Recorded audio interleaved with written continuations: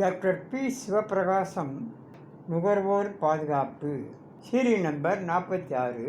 நுகர்வோர் நீதிமன்ற தீர்ப்பை மீறியவருக்கு சிறை.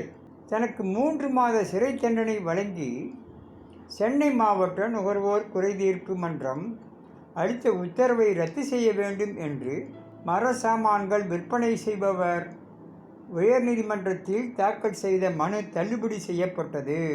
வழக்கு விவரம்: சென்னை திருவான்மியூரில் உள்ள நிறுவனம் ஒன்றில் அசோக் நகரைச் சேர்ந்த நபர் ஒருவர் மரச்சாமான்கள் வாங்கியுள்ளார். அதில் குறைபாடுகள் இருந்ததால் மாற்றித் தரும்படி கேட்டிருக்கிறார். அதற்கு அந்நிறுவனத்தின் உரிமையாளர் மறுத்துள்ளார்.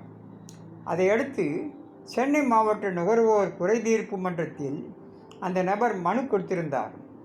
அவருக்கு நஷ்டஈடாக ரூபாய் 10,352 தர வேண்டும் அல்லது புதிய மரச்சாமான்கள் தர வேண்டும் என்று தீர்ப்பளிக்கப்பட்டது.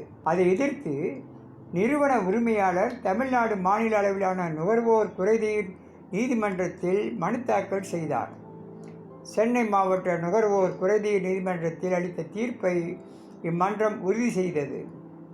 நிறுவன உரிமையாளர் நஷ்டஈடு வழங்காததால் தமிழ்நாடு நுகர்வோர் குறைதீர் நீதிமன்றத்தில் அந்த நபர் நிறைவேற்று மனு கொடுத்தார். அங்கு நிறுவன உரிமையாளருக்கு 3 மாத சிறை தண்டனை விதிக்கப்பட்டது. பிணையில் வெளிவர முடியாத பிடிக்கப்பட்டவரையும் பிறப்பிக்கப்பட்டது.